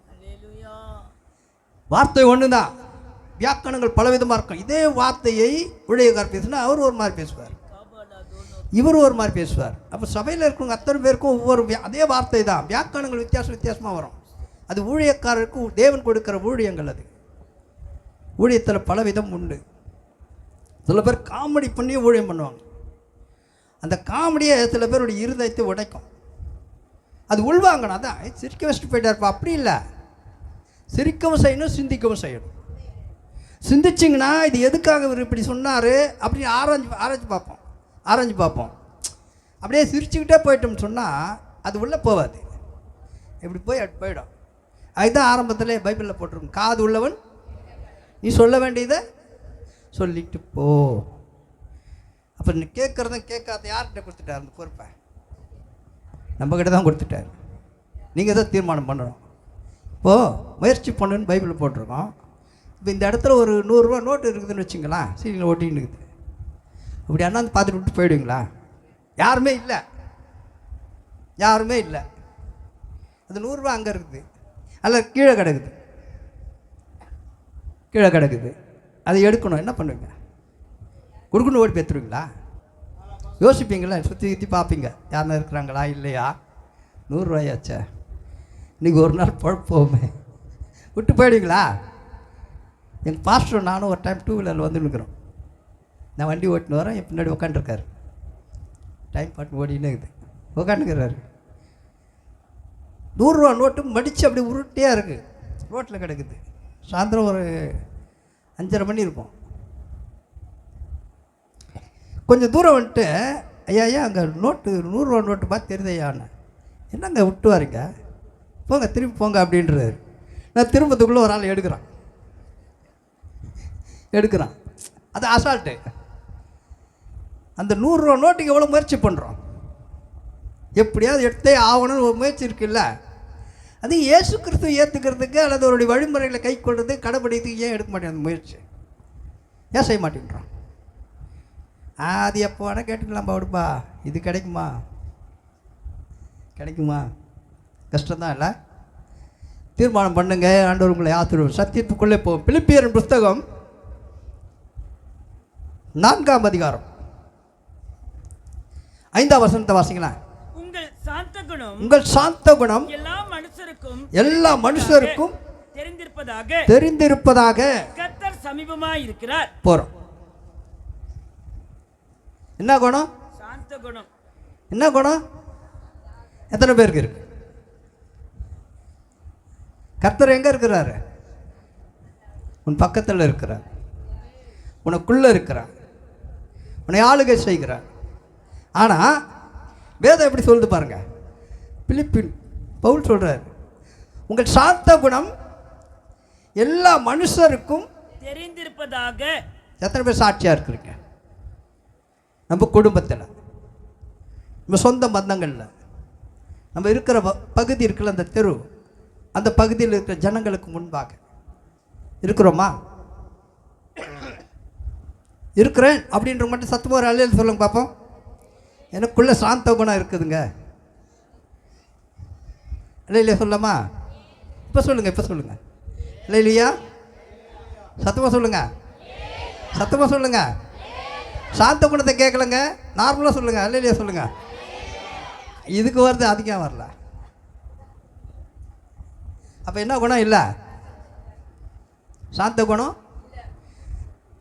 இயேசு எப்படி இருந்தார்? அவருடைய ரத்தம் தானே, நம்ம அவருடைய வித்து தானே. சாயல் இருக்கணுமா வேணாவா? இருக்கணுமா வேணாவா? ஏன் இல்லை? எல்லாத்துக்கு என்ன காரணம் தெரியுமா? சோத்திராண்டவர், நமக்குள்ள யாரோ ஒருத்தர் இருக்கிறான். அல்லேலூயா. சத்தமா, சத்தமா, சத்தமா. உங்களுக்குள்ள இருக்கிறது எரிச்சலின் ஆவி உங்களை விட்டு நிர்மலமாக்கப்படணும். கேட்கக்கூடாதபடிக்கு சொவிட்டு விரியான போல வைத்திருக்கிற அந்த பொல்லாத கிரியைகள் நிர்மலமாக்கப்படணும். அதற்கு அக்கினி அபிஷேகம் நம்ம பெற்றிருக்கணும். உலகத்துக்கு நம்ம வெளிச்சமாக இருக்கிறோமா இல்லையா என்பது தெரியாது. நம்ம குடும்பத்துக்கு நம்ம வெளிச்சமாக இருக்க கற்றுக்கோ. நீ ஒரு ஆள் வெளிச்சமாக இருந்தனா உன் குடும்பத்தில் இருக்கிற அத்தனை பேர் இங்கே வந்து உட்காரும். அதுதான் அவர் சொல்கிறார், உங்கள் சாந்த குணம் எல்லா மனுஷருக்கும் தெரிந்திருக்கணுன்றார். இந்த பிள்ளை ரொம்ப நல்ல பிள்ளைப்பா. இந்த மாதிரி ஊமை பிள்ளையை நான் பார்த்ததே கிடையாது. வாயை திறந்தா சத்தியம் மட்டும்தான் வருது, வேறு எதுவும் வர மாட்டேங்குது. அந்த மாதிரி அமைதியான பிள்ளையை நான் பார்த்ததே கிடையாது அப்படின்னு எத்தனை பேர் எடுத்துருக்குங்க? சோத்திரம். ஒருத்தர் மட்டும்தான் கை தூக்குறார். வேதத்தில் எழுதப்பட்ட எண்ணாகமத்தின் புத்தகம் 12ஆம் அதிகாரம் 3ஆம் வசனம், மோசேயானவன் பூமியில் உள்ள சகல மனிதரிலும் மிகுந்த சாந்த குணம் உள்ளவரான். யாரு? மோசே. மிகுந்த. அதனால தான் அவர் பிடிச்சி வலிச்சுன்னு வந்தார். நீ தான்ப்பா இஸ்ரவேல் ஜனங்களை வழி நடத்த முடியும், வா. அவர் எல்லாத்தாலும் சொல்கிறார், நான் மந்தனாவு தொத்துவாய, எனக்கு அந்த வேலை வேணாம், என்னை விட்டுருங்க. ஏன் அவர் மந்த நாவு அப்படின்னு சொன்னார்? அவர் படித்தவருங்க, பட்டம் பெற்றவர், அந்த அரசனுக்கு பிள்ளையாக வாழ்ந்தவர். எவ்வளோ அதிகாரம் அவர் கையில் இருந்திருக்குது. எல்லாத்தையும் விட்டு கிடச்சி ஆடு மேய்க்க வந்துருக்குன்னு சொல்கிறாரு. ஏன் அவர் மந்த நாவு உள்ளவரான்னு சொன்னார்? நல்லா கவனிச்சு பார்த்தீங்கன்னா, எத்தனை வருஷம் ஆடு மேய்த்தாராம்? 40 வருஷம். 40 வருஷம் யார் கூட பேசியிருந்திருப்பாரு? ஆடு கூட தானே பேசியிருப்பார். எப்படி பேசியிருப்பார்? நம்மள மாதிரி பேசியிருப்பாரா? எப்படி பேசியிருப்பார்? ஐ ஐ வா வா, அது மட்டும்தான் வந்திருக்கோம் வாயில், இல்லை? அதுதான் அவர் அப்படி சொன்னார். நான் எப்படிப்பட்டவன்? மந்த நாவு உள்ளவன் ஆண்டவரே. எனக்கு பேச தெரியாது. ஏன் பேச தெரியாது? நல்ல படிப்பறிவாளி. பேச தெரியாதுன்றது காரணம் என்ன? இதுதான் ஆடு பின்னாடி சுற்றி கொண்டிருந்தவர். அதுதான் அப்படி சொன்னார். நீ பேச வேணாம், ஏன் வாயோட நான் இருக்கிறேன், நீ வாயாம் பின்னாடி. அவ்வளோதான். எத்தனை பேர் அந்த மாதிரி அழைப்பு வந்துருக்குது. நான் சாதாரணமாக இந்த ஊழியத்துக்கு வரல, ஓடிக்கிட்டே இருக்கு. ஊழியத்துக்கு வரல, அந்த 3ஆவது மாதம் கைப்பிடித்து கொடுக்க ஆரம்பித்தேன். அது ஒரு கிட்டத்தட்ட எனக்கு கல்யாணம் ஆகிற வரைக்கும் கைப்பிடித்து கொடுத்தேன். கல்யாணம் ஆகிட்டு ஒரு 6 மாதம் வரைக்கும் கைப்பிடித்து கொடுத்துட்டே இருந்தேன். அதுக்கப்புறம் தான் கைப்பிடித்து கொடுத்து ஒரு 3 மாதம் பார்த்து சுவிசேஷகனாக என்ன ஆர்டினேட் பண்ணாங்க சபையில். ஐயா சொன்னார்ல, கல்வாரி இயேசுக்கு ஜெப வீட்டில் MD டேனியல் ஐயா அவர் 1000 பாட்டுக்கு மேலே எழுதணும்னு சொன்ன. நிறைய விஷயங்களை அவர்கிட்ட கற்றுக்கொள்ள வேண்டியது நிறையா இருந்தது. கொஞ்சம் நெஞ்சம் அவரை மாதிரி ஒரு தாழ்மை உள்ள ஒரு மனிதர், ஊழியக்காரர். எனக்கு ஆவிக்குரிய தகப்பன், மாம்சத்துக்குரிய தகப்பன், 2 பேர் சொல்லலாம். அப்படி அவரோடு கூட இருந்த அந்த பழகின நாட்களில் அவர்கிட்ட கற்றுக்கொண்டது நிறைய விஷயங்கள். சுவிசேஷக்கு நான் ஆர்டினேஷன் கொடுத்து, அதுக்கப்புறம் ஒரு கொஞ்ச நாள் பொறுத்து அப்புறம் பாஸ்டர் ஆர்டினேஷன் கொடுத்து, இப்படி சபையில் என்னை ஒரு தூணாக நிறுத்தினார். அவருக்கு தெரியாமல் ஊழியத்தின் அழைப்பு எனக்கு வந்ததுனால நான் வெளில போக ஆரம்பித்தேன். அதுக்கு எங்கள் சபையில் அடிக்கடி என் மேலே கோவப்படுவார் எங்கள் ஐயா. உனக்கு இங்கே ஊழியம் கொடுத்து நீ எப்படி வெளில போகலாம்? இப்படி பல தடவை அவர் சொல்லும்போது, ஐயா போகலையா, இனிமேல் போக மாட்டேயா, ஒரு மாதம் ஒழுங்காக கோயிலுக்கு போவேன், அடுத்த மாதம் பின்னாடி வந்துடும், வந்தே ஆகணும், ஓடு. பொய் சொல்கிறது, ஊழியத்துக்கு போகிறதுக்கு ஊழியக்காரர்கிட்டையும் பொய் சொல்லிவிட்டு எனக்கு அங்கே வேலை இருக்குது இங்கே வேலை இருக்குது, நாத்திகம் மட்டும்தானே வேலை இருக்கும், மற்ற நாளாக சொன்னால் பரவாயில்ல. அது தெரிஞ்சுக்காரு, இவன் எங்கே போகிறான். சில நேரத்தில் உண்மையாக நம்பினார் என்ன, நான் அவ்வளோ நல்லவன். யாருக்கு? அவருக்கு. என் மனசாட்சிக்கு நான் நல்லவன் கிடையாது. நியாயத்தீர்ப்பு 3 இடத்துல இருக்குதாங்க. ஒன்று உலகத்தில், ஒன்று வேதத்தில், ஒன்று மனசாட்சி, இன்னொன்று தேவனுடைய ராஜ்யத்தில்.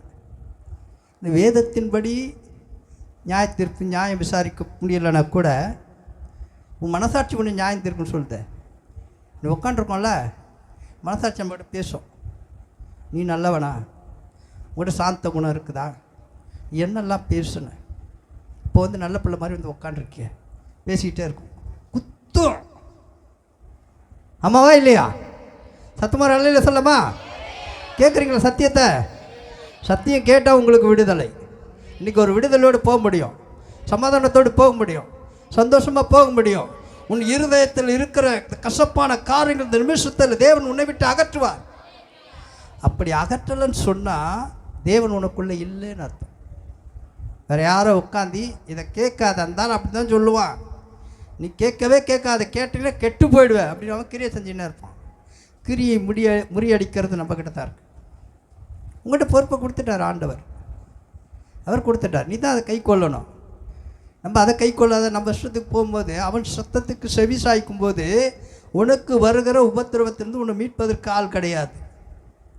அப்போ இங்கே தான் வரணும். ஏசப்பா, அவர் சொல்ல, நான் இவ்வளோ சொல்லி நீ கேட்கலையம்மா, பள்ளம் இருக்குது போவாதுன்னு சொன்னால் எல்லாம் எனக்கு தெரியும், தாண்டி போயிடுவேன். எப்படி போவேன்? தாண்டி போயிடுவேன். தாண்டி போகும்போது கால் தடி பள்ளத்தில் விழுவேன். தடுக்கிறது யார்? புரிஞ்சுங்க. கேட்கறது காது உள்ளவன் கேட்க கடவுள். சத்தியம் சொல்லுது. அதே மத்தேயு புத்தகம் 11ஆம் அதிகாரம் 29ஆம் வசனம் வாசிங்களேன். மத்தேயு 11:29. நான் சாந்தமும் மனத்தாழ்மையுமாய் இருக்கிறேன், என் நுகத்தை உங்கள் மேல் ஏற்றுக்கொண்டு என்னிடத்தில் கற்றுக்கொள்ளுங்கள், அப்பொழுது உங்கள் ஆத்துமாக்களுக்கு இளைப்பாறுதல் கிடைக்கும். ஆத்துமாக்கு என்ன கிடைக்கும்? 2 இடத்துல இருக்குது. ஒன்று இமைக்குரிய இளைப்பாறுதல் ஒன்று இருக்குது, ஒன்று மறுமைக்குரிய இளைப்பாறுதல் ஒன்று இருக்குது. இமைக்குரிய இளைப்பாறுதல் என்னன்னு சொன்னால், இந்த நாள் வரைக்கும் நீ கஷ்டப்பட்டல, வேதனைப்பட்டல, உபத்திரவப்பட்டல, அதிலிருந்து கஷ்டப்படாத அளவுக்கு உன்னை உயர்த்தும்படி, ஆசீர்வதிக்கும்படி இமைக்குரிய இளைப்பாறுதல். இந்த கஷ்டமே கவலையே இருக்காது. எப்போ தெரியுமா? அவரை உண்மையாய் நீ தேடும் பொழுது, அவரை உண்மையாய் ஆராதிக்கும் பொழுது. தான் வேதத்தில் முழு இருதயத்தோடு, முழு ஆத்மாவோடு, முழு மனதோடு, முழு பலத்தோடு. அங்கே தான் அது ஒரு மனம். ஒரு மனம்னா எல்லாம் சேர்ந்து ஒரு மனம் இல்லை. நமக்குள்ள இருக்கிற ஆவி, ஆத்மா, சரீரம், ஒரே நிலையில் இருந்து நீ கர்த்தரை கண்ணோக்கி பார்க்கும் பொழுது உன்னை அறியாமல் பரிசுத்த ஆவியானவனுக்குள்ளே இறங்குவார். 3 வழியில் இருக்கும்போது நீ முட்டி படித்தோம்னா சோத்திரம் மட்டும்தான் வரும். அது எங்கேருந்து வரும்? உதட்டிலேருந்து வரும், உள்ளத்துலேருந்து வராது. வராத பட்சத்தில் நீங்கள் கண்ணீர் விட்டு கதறி செவித்தால் ஜபத்துக்கு பதில் வரும். ஏன்? ஒரு நிலைப்படலை, இன்னும் ஒரு மனப்படலை. நானும் ஜபிக்கிறேன், 1 மணி நேரமாக ஜபிக்கிறேன், 2 மணி நேரமாக ஜபிக்கிறேன். ஜபி, தப்பு கிடையாது. ஆனால் உன் இருதயத்தை எங்கே வைத்து இருக்கிறாய்? அதுக்கு தான் வேதம் சொல்லுது, உன் இருதயத்தை கொடுத்துரு. அது எவங்கிட்டையும் கொடுத்துடாத, யாருக்கிட்டையும் கொடுத்துடாத. அது இன்னொருத்தர்கிட்ட போச்சுன்னா நீ கெட்ட. அது எனக்குள்ளே கொடுத்துட்டேன்னா நீ ஆயுசு ஃபுல்லாக நல்லா இருக்கலாம், நான் வருகின்ற வரைக்கும். நீ நல்லா இருப்பதற்கு அது ஒன்று தாங்க காரணம். நம்ம இருதயம் எங்கே இருக்குது? இப்போ உலகத்தை சார்ந்திருக்குதா? உன்னையும் என்னையும் மீட்கும்படி ரத்தம் சிந்தின அந்த இயேசு கிறிஸ்துவை சார்ந்திருக்கிறதா? நீங்கள் தீர்மானம் பண்ணிக்கிட்டு போங்க இந்த இடத்த விட்டு. இவ்வளோ பேர் உட்காந்து ரொம்ப சந்தோஷம். ஆனால் பரிசுத்த ஆவி பெற்றுக்கொள்ளாமல் இருக்குது, அதை விட கஷ்டமாக இருக்குது. ஏன் சொன்னால் ஐயா வந்து ஆரம்பத்தில் ஒரு சில பேர் ஜெபிக்கும் பொழுது ஸ்டார்டிங்கில் உண்மையில் பரிசுத்த ஆவியான அசைவாடுதல் நிறைய இருக்குங்க, நிறைய இருக்குது. இது வந்து ஒரு குட்டி பரலோகம் போல் இருக்குது. உங்களுக்கு எப்படி தெரியுது எனக்கு தெரியல, என் கண்ணுக்கு அப்படி தெரியுது. ஒரு சின்ன பரலோகம் போல் தெரியுது. இந்த பரலோகத்தில் இருக்கிற இந்த அபிஷேகத்தை பெற்றுக்கொள்வதற்கு நீங்கள் முழு மனதோடு இல்லை. அதான் காரணம். உன் முழு இருதயம், முழு ஆத்மா, முழு மனம் இல்லை, சதறி கிடக்கிறது. அதனால தான் குடும்பத்தில் பிரச்சனை, குடும்பத்தில் போராட்டம், நல்லவனா கெட்டவனாக மாறுறான், பேசாதவங்களாம் தூஷணமான வார்த்தை நம்ம கிட்ட பேசுகிறாங்க. என்ன காரணம்? நீ ஞாயிற்றுக்கிழமை கோயிலுக்கு போகிறிய, என்ன பிரயோஜனம் சொல்கிற அளவுக்கு நம்ம இருக்கிறோம். அதுக்கு என்ன காரணம்? தேவனை முழுமையாய் தேடுகிறதில்லை, பெயர் கிறிஸ்தவர்களாக இருக்கிறோம். ஆமென். சத்தமாக அலையில சொல்லலாமா? இன்னும் சத்தமாக சொல்லலாமா? இப்போ சொல்கிறார், நான் சாந்தமும் மனத்தாழ்மையுமாய் இருக்கிறேன், என் நுகத்தை உங்கள் மேல் ஏற்றுக்கொண்டு என்னிடத்தில் கற்றுக்கொள்ளுங்கள், உங்கள் ஆத்துமாக்கு இளைப்பாறுதல் கிடைக்கும் அப்படின்னு சொல்கிறார். என்னத்தை கற்றுக்கொள்ளணும்? அவர்கிட்ட என்ன கற்றுக்கணும்? வசனம் சொல்லுது, 1 பேதுரு 2ஆம் அதிகாரம் 20ஆம் வசனத்திலிருந்து வாசிங்களேன். நீங்கள் குற்றம் செய்து அடிக்கப்படும் பொழுது பொறுமையோடு சகித்தால் போறோம். நல்ல கவனிக்கல தான். நீங்கள் குற்றம் செய்து அடிக்கப்படும் பொழுது பொறுமையோடு சகித்தால் அதனால் என்ன கீர்த்தி உடையனா பலன் இருக்குது. ஏன்னா செஞ்ச தப்புக்கு தண்டனை அனுபவிக்கிறோம். ஆமென். செஞ்ச தப்புக்கு தண்டனை அனுபவிக்க. அதனால நான் பொறுமையாக இருந்து என்ன பிரயோஜனம்? அவங்க பற்றியா அவ்வளோ பேசுகிறாங்களே, நான் ஏன் பொறுமையாக இருந்து தெரியுமா? அது பொய். நீ பண்ண தப்புக்கு அவங்க திட்டுறாங்க, அடிக்கிறாங்க. பெத்த பிள்ளைங்க அடங்கலைன்னா என்ன பண்ணுவாங்க? தாயோ தகப்பனோ என்ன பண்ணுவாங்க? நான் ஒன்றுமே செய்யலை, என்ன போட்டு சும்மாவே அடிக்கிறாங்க. எப்படி சும்மா அடிப்பாங்க? தாய் சும்மா அடிப்பாங்களா? இல்லை அப்பா அம்மா இருக்கிறாங்க, பிள்ளைங்க சும்மா திட்டுவாங்களா? எதனா பண்ணாதான் திட்டுவாங்க. அதனால திட்டினதுக்கு நான் பொறுமையாக இருந்துட்டேன் அப்படின்னு எவ்வளோ பெரிய போய். அடுத்த வாசமா அது கீழே, அதனால் என்ன கீர்த்தி உண்டு? நீங்கள் நன்மை செய்து பாடுபடும் போது பொறுமையோடு சகித்தால் அதுவே தேவனுக்கு முன்பாக என்ன செய்யணுன்றாரு? நீங்கள் நன்மை செய்து பாடுபடும் பொழுது பொறுமையோடு சகித்தால் அதுவே தேவனுக்கு பிரியமாயிருக்கும். நீ நன்மை செய், நல்லதை செய். அப்பா அவங்க திட்டினா கூட அந்த நேரத்தில் நீ பொறுமையாக இருக்கிற பார், அதுதான் தேவனுக்கு பிரியன்றார். நான் எப்படிலாம் நல்லதை பண்ண, நன்றி கட்ட மாதிரி பேசுது பார், அப்படி சொன்னீங்கன்னா அதுக்கு என்ன கீர்த்தி கிடையாது. நிறைய பேர் சொல்லியிருப்போம், சொன்னதை செஞ்சு காட்டுறான், சொல்லி காட்டுறாங்க பற்றியா, செஞ்சதை சொல்லி காட்டுறாங்க பற்றியா. எத்தனை பேர் சொல்லியிருப்பீங்க? நான் கூட சில நேரத்தில் சொன்னதுண்டு. ஏன்னா கஷ்டப்படும் போது, ஏன்னா அவங்களுடைய சுவாபம் அது மாற்ற முடியாது. சகித்து கொள்ளுகிறது யார்கிட்ட இருக்கு? கிறிஸ்துவ பிள்ளைகளுக்கு மட்டும்தான் இருக்குது அந்த சகிப்புத்தன்மை. ஏன்? நம்ம அப்பா எல்லாத்தையும் சகிச்சார். அதனால தான் அவர் சொல்கிறார், நான் என் நுகத்தை உங்கள் மேலே வச்சிட்டம்பா, நீ சகிச்சிக்கோ, நீ சாட்சியாயிரு, சாந்த குணமாயிரு, எகுத்து பேசாத, குற்றப்படுத்தி பேசாத, குறை சொல்லி பேசாத, உன் வாழ்க்கையில் சமாதானம் இருக்கணும், சந்தோஷம் இருக்கணும், ஆசீர்வாதம் இருக்கணும், ஆறுதல் இருக்கணும்னு சொன்னால் சாந்த குணமுள்ளவர்களாக இருக்கணும். 2வது நுகத்தை நம்ம சுமக்கிறவர்களாக இருக்கணும், கற்பனையை கை கொள்ளுகிறவர்களாக இருக்கணும், அதன்படி செயல்படுகிறவர்களாக இருக்கணும். எத்தனை பேர் இருப்பாருங்க? 21 வாசிமா. இதற்காக நீங்கள் அழைக்கப்பட்டு இருக்கிறீர்கள், ஏனெனில் கிறிஸ்துவும் உங்களுக்காக பாடுபட்டு நீங்கள் தம்முடைய அடிச்சுவடுகளை தொடர்ந்து வரும்படி உங்களுக்கு மாதிரியை பின்வைத்து போனார். அவர் பாவம் செய்யவில்லை, அவருடைய வாயில வஞ்சனை காணப்படவும் இல்லை. அவர் வையப்படும் போது பதில் வையாமலும் பாடுபடும் போது பயமுறுத்தாமலும் நியாயமாய் தீர்ப்பு செய்கிறவருக்கு தம்மை ஒப்புவித்தார். ஒப்பு கூட நியாயமாய் யார் செய்கிறாங்களோ அவங்களுக்கு தன்னை அர்ப்பணித்தாராம். இது நல்லா கவனித்து பார்த்தீங்கன்னா இந்த 2 வசனத்தில் பார்த்தீங்கன்னா 21, 22 பார்த்தீங்கன்னா அவர் பாவம் செய்யவில்லை. பாவம் செய்யவில்லை. ஒன்று, அவர் வாயில வஞ்சனை இல்லை. வஞ்சனையே இருந்தது இல்லையா? அவர் வையப்படும் போது பதில் வையாமலும் பாடுபடும் போது பயமுறுத்தாமலும் நியாயமாய் தீர்ப்பு செய்கிறவருக்கு தம்மை ஒப்புவித்தார். எவ்வளோ பாருங்க, வஞ்சனையே இல்லையா வாயில்? நம்மகிட்ட இருக்கா? விரியம் பாம்பின் குட்டிகள்னு ஏன் சொன்னார்? எதுக்கு அந்த வார்த்தையை சொன்னார்?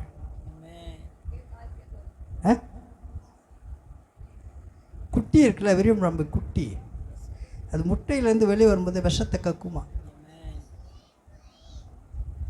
அப்போ உலகத்தானுக்கு விஷம் உண்டு. அதுதான் யோகாஸ்தானகன் அப்படி சொன்னார். விரியன் பாம்பின் குட்டிகளே நல்வழியை காட்டு வழி சொன்னவன் யார் அப்படின்னு சொல்லி பைபிளில் போட்டிருக்கோம். ஞானஸ்தானம் எடுத்து எதுக்கு வந்தீங்க? உடம்பு ஃபுல்லாக விஷம்.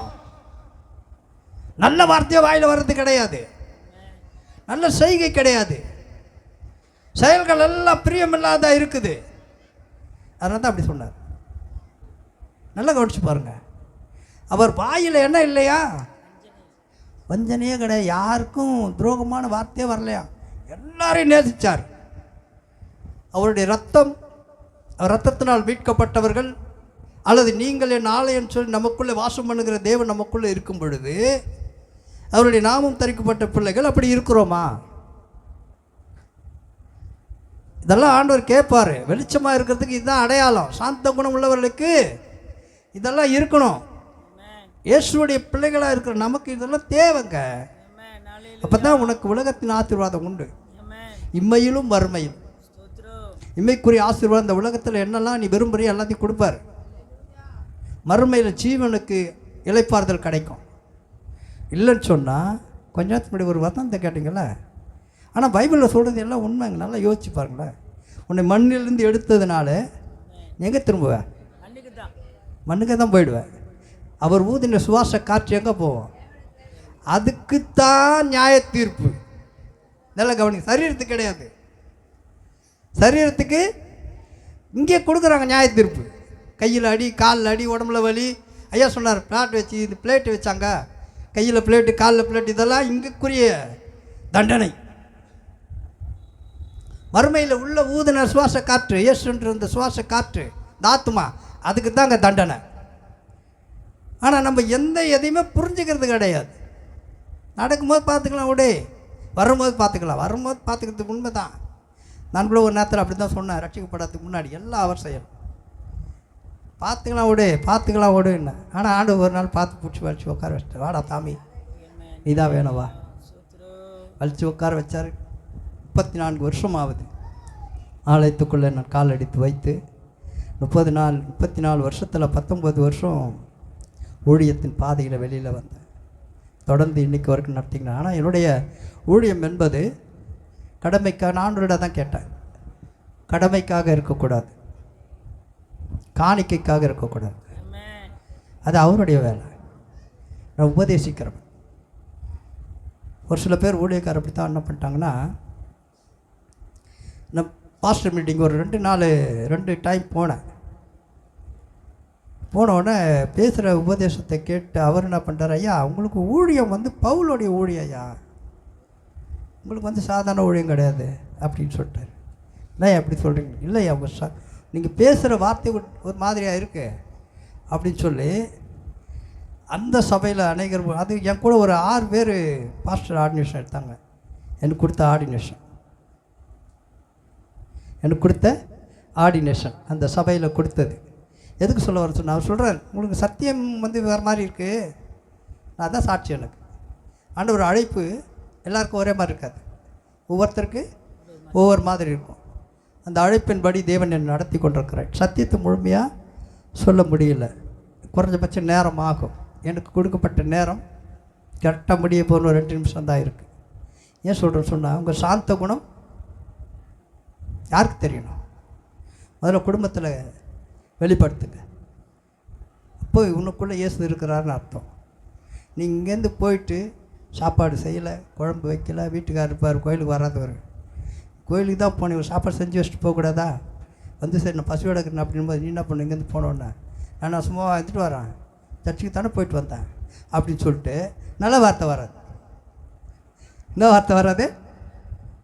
நல்ல வார்த்தை கொஞ்சம் ஏதோ ஒன்று வார்த்தையை விட்டுருவோம். இப்போ சாந்த குணம் எங்கே போச்சு? இப்போ அவர் கேட்பார், ஆமா இவ்வளோ நேரம் சர்ச்சில் உட்காந்துட்டு வரான்ற, வந்த உடனே இந்த மாதிரி பேசுகிறேன், உங்கள் ஆண்டு இதை தானே சொல்லி கொடுக்க சொன்னார் அப்படின்னு கேட்டால் நீங்கள் என்ன சொல்லுவீங்க? கற்றுக்கணும். தேவன் நமக்குள்ளே இருக்கிறார். நீங்களே ஆலயம்ட்டார். இந்த ஆலயத்துக்குள்ளே இயேசு கிறிஸ்து இருந்தால் ஒரு நுகத்தை நம்ம சுமக்க வேண்டும். நுகம் என்பது அவர் சொல்லுகிற ஆலோசனை தான், வேறு ஒன்றும் கிடையாது. இதெல்லாம் கஷ்டமா?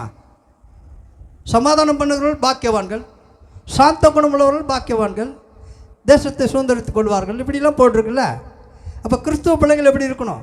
ஒரு அடையாளம் வச்சுக்கிறார்ல, உலகத்துக்கு நமக்கு வேர் பிரித்து வச்சுக்கிறாரு. அவங்களுடைய செயல்கள் இப்படி தான், நம்முடைய செயல்கள் இப்படி தான் அப்படின்னு சொல்லிட்டு நம்ம எந்த செயலில் இருக்கிறோம்? இன்றைக்கி ஒரு தீர்மானத்தோடு போங்க. கர்த்தர் உங்களை ஆசீர்வதிப்பாராக. ஆமென். அல்லேலூயா. நிச்சயமாக ஒரு ஆசீர்வாதமாக இருந்தது. அல்லேலூயா. ஆசீர்வாதமாக இருந்ததா இல்லையா? உண்மையாக தேவ மனுஷன் நம்மளோடு இடைப்பட்ட வார்த்தை கர்த்தர் நம்மளோட பேசியிருக்கிறார். மைக்கை பிடிக்கிறதுனால பயந்துடாதீங்க, முடிச்சிடலாம். அந்த முடிஞ்சிச்சு, செய்தி முடிஞ்சிச்சு. என்ன வசனம் கொடுத்தாரு? உங்கள் சாந்த குணம் நீங்கள் எல்லா இப்போ மனுஷருக்கும். யாரை கேட்க போகிற ரெடியாக இருங்க. அல்லேலூயா. திருப்பாதீங்க, முன்னாடியிலேருந்து கேட்கலாமான்னு இப்போ பார்க்குறேன். வாலிப பிள்ளைங்க ரெடி ஆகுறீங்களா? என்ன வசனம் முதல்ல கொடுத்தாரு? அப்போஸ்தலர் செய்தி வார்த்தை 4 என்ன வசனம்? உங்கள் சாந்த குணம் எல்லா மனுஷருக்கும் தெரிந்திருப்பதாக கர்த்தர் சமீபமாய் இருக்கிறார். பார்த்தீங்களா? அதுக்குள்ள வசனத்தை மறந்துட்டீங்க. சமீபமா இருக்கிறார். அன்பான தேவஜனமே, உனக்குள்ள இருக்கிற சாந்த குணம் யாருக்கு தெரிஞ்சிருக்கணுமா? யாருக்கு தெரிஞ்சிருக்கணும்? நீங்கள் சொல்லக்கூடாது எனக்குள்ள சாந்த குணம் இருக்குதுன்னு, பக்கத்தில் இருக்கிறவங்க சொல்லணும். அல்லேலூயா. உனக்குள்ள இருக்கிற பொறுமை இருக்குதுன்னு யார் சொல்லணும்? சில பேர் பெருமையாக சொல்லுவாங்க, எனக்குள்ள பொறுமை இருக்குது, பெருமையே இல்லைன்னு சொல்லிட்டு பெருமையாக பேசுவாங்க. கேட்டுக்கிறீங்களா? எனக்குள்ள பொறுமையாக இருக்குது பார்த்தா கோபமாகவே பேசணும்பாங்க. இப்போ யார் சொல்லணும்? உனக்குள்ள இருக்கிற சாந்த குணம் யாருக்கு தெரியணும்? எல்லார் மனுஷனுக்கும். சரி, யாருக்குள்ள சாந்த குணம் இருந்தது? யாருக்குள்ள இருந்தது சாந்த குணம்? இருந்துச்சா? கோபக்காரனா இருந்தாரு, யாரா மாறிட்டாரு? அல்லேலூயா, அல்லேலூயா. சரி, சாந்த குணம் எனக்குள்ள வந்துச்சுன்னா என்ன பண்ணுவேன்? அவர் நல்ல வார்த்தை சொல்லிட்டார், நான் எதுவும் சொல்ல, இந்த வார்த்தை எனக்கு தொட்டது. அல்லேலூயா, நான் முடிக்கிறேன். அல்லேலூயா. சாந்த குணம் எனக்குள்ள தெரிந்திருப்பதனால் எனக்குள்ள என்ன, தேவனுக்குள்ள ஒரு கனெக்ஷன் என்ன? சொல்லுங்க, நீங்க சொல்லுங்க. வசனத்திலே இருக்குது, அவர் எடுத்தது வசனத்திலே இருக்குது. வாசிங்கள், 6ஆம் வசனம் வாசிங்க. நீங்கள் ஒன்றுக்கும் கவலைப்படாமல் எல்லாவற்றையும் குறித்து உங்கள் விண்ணப்பங்களையும் ஸ்தோத்திரத்தோட கூடிய ஜெபத்தினாலும் தேவனுக்கு தெரியப்படுத்துங்கள். உங்களுக்குள்ள இருக்கிற சாந்த குணம் மற்றவர்கள் தெரிந்திருப்பார்களானால் நீங்க யாரிடத்துல தெரியப்படுத்துவீங்க? எதை தெரியப்படுத்துவீங்க? விண்ணப்பங்களை. அல்லேலூயா. சரி, இந்த 6 லட்சம் பேருக்கு ஆண்டவர் உணவு கொடுக்கும்படி யார் தெரியப்படுத்தினா? கர்த்தரிடத்துல யார் தெரியப்படுத்தினா? ஏன் 6 லட்சம் பேருக்கு வாய் இல்லையா? 6 லட்சம் பேர் கேட்டதுக்கு ஆண்டவர் ஒரு துளி கூட என்ன பண்ண மாட்டாரு? தண்ணியும் கொடுக்க மாட்டார், காடையும் கொடுக்க மாட்டார். அங்க தெரியப்படுத்தக்கூடிய சாந்தம் உள்ளவன் ஒருவன் இருக்கிறார். நீ சாந்த குணம் உள்ளவனா மாறிட்டீங்கன்னா ஏசப்பான்னு சொன்னா அங்க ஏசப்பா இறக்க செய்வாரு. புரியுதா இல்லையா? எவ்வளோ பெரிய 1 லட்சம் கடனாக இருந்தாலும் நீ சாந்த குணம் உள்ளவனாமட்டா ஏசப்பான்னு சொன்னா அடுத்த நிமிஷமே கர்த்தர் உனக்கு ஒரு அற்புதம் செய்வார். வனாந்தரத்தில் 5000 பேருக்கு சாப்பாடு இல்லை. எத்தனை பேர் கேட்டிருப்பாங்க, பசி எடுக்குது, ஏசப்பா கடவுளே. யாருடைய வார்த்தை கேட்டு அங்கே அற்புதம் செஞ்சார்? யாருடைய? இந்த வனாந்தரத்துக்கு வாங்க, புதிய ஏற்பாடு வனாந்தரத்துக்கு. அந்த வனாந்தரத்தையே பிடிச்சிருப்பீங்க, இந்த வனாந்தரத்துக்கு வரல. யாருடைய வார்த்தை கேட்டு அற்புதம் செஞ்சார்? ஏன் ஏசுவாமியுடைய வார்த்தை கேட்டு அற்புதம் செஞ்சார்? நான் சாந்தமும் மனத்தாழ்மை தாழ்மை இருக்கு. அங்கேருந்து 5 2 மணி சோத்திரம் பண்ணாரு. கீழே வச்சா எல்லாரும் சாப்பிட்டு.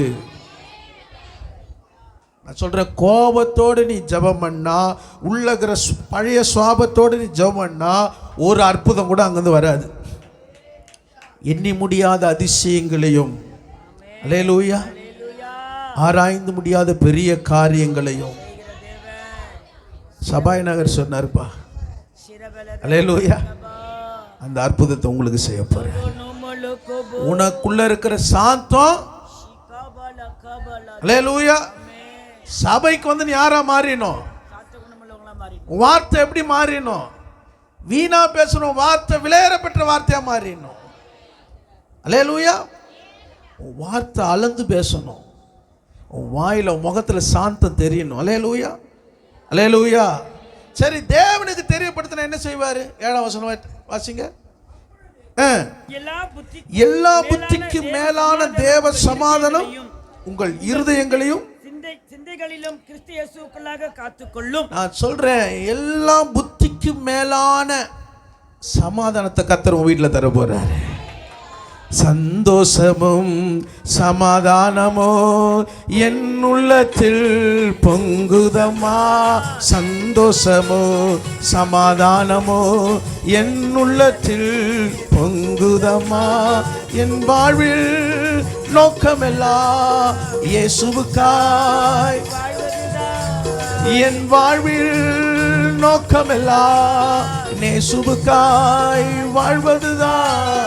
சர்வ வல்லவர் சொந்தமானார், சாவை வென்றவர் ஜீவனானார். சர்வ வல்லவர் நிஜமானர் மணவாளர். கண்டு கொண்டே ஒரு புதையல் பெற்று கொண்டே ஒரு பொக்கிஷம். கண்டு கொண்டே ஒரு புதையல் பெற்று கொண்டே ஒரு பொக்கிஷம். இயேசுதா.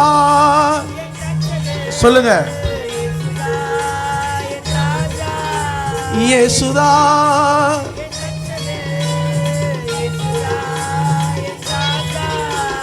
சர்வ வல்லவர் சொந்தமானார், சாவை வென்றவர். சர்வ வல்லவர் எஜமானன். அல்லேலூயா. நல்ல மணவாளன் சொல்லிட்டு ஆமென் சும்மா இருக்கலாமா? மணவாளன் ஆயத்தமா இருக்கிறாரு. சாயந்தரம் உங்களுக்கு ஒரு புதையலை குறித்து ஒரு பிரசங்கம் பண்ண போறேன். அல்லேலூயா, அல்லேலூயா. மெல்ல கண்களை மூடி ஆண்டவரை நோக்கி பார்க்கலாம். ஆண்டவரே, நீர் எங்கள் மத்தியிலே வந்திருக்கிறதுக்காய் உடைய தாசர்களை கொண்டு எங்களோடு பேசினீரப்பா. ஆண்டவரே, உங்களுக்குள்ள இருக்கிற சாந்தம் எல்லா மனுஷருக்கும் தெரிந்திருப்பதாக. ஆண்டவரே, எங்கள் சுவாபங்கள் மற்றவர்களுக்கு வேதனையாக இருக்கக்கூடாது. இயேசு வெளிப்படுத்தணும். இயேசுக்குள்ள சாந்தம் இருந்தது, பொறுமை இருந்தது, நிதானம் இருந்தது.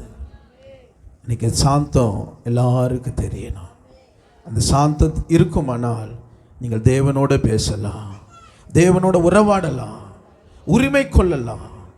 ஆண்டவரே, உமக்கு ஸ்தோத்திரம். வந்த தாசரையோட ஊழியங்களை ஆசீர்வதியும், வந்திருக்கிற சபையாரை ஆசீர்வதியும்.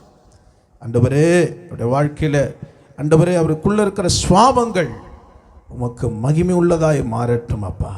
இந்த வாரத்தில் நீர் அவர்களோடு பேசுங்க ஆண்டவரே. அவங்க வீட்டுக்குள்ளே வாங்க ஆண்டவரே. அன்றைக்கு பூட்டின வீட்டுக்குள்ளே வந்தீர், உங்களுக்கு சமாதானம் உண்டாவதாக என்று சொன்னீர் அப்பா. இந்த குடும்பங்களுக்குள்ள சமாதானமும் ஆசீர்வாதம் உண்டாகும்படி ஜெபிக்கிறேன். ஆசீர்வதிக்கிறேன் ஆண்டவரே, ஆசீர்வதிக்கிறேன். இயேசுவின் நாமத்தில் ஜெபிக்கிறோம் நல்ல பிதாவே, ஆமென். என் ஆத்துமாவே கர்த்தரை ஸ்தோத்திரி, என் முழு உள்ளமையோர் சுத்த நாமத்தை. என் ஆத்துமாவே கர்த்தரை ஸ்தோத்திரி, கர்த்தர் செய்த சகல உபகாரங்களை மறவாது. ஆமென். நம்முடைய கர்த்தராகிய இயேசு கிறிஸ்துவின் கிருபையும் பிதாவாகிய தேவனுடைய அன்பும் பரிசுத்தாவின் ஐக்கியமும் நம் அனைவரோடும் சகல பரிசுத்தவான்களும் கூட கர்த்தருடைய வருகை மட்டும் இருப்பதாக. ஆமென்.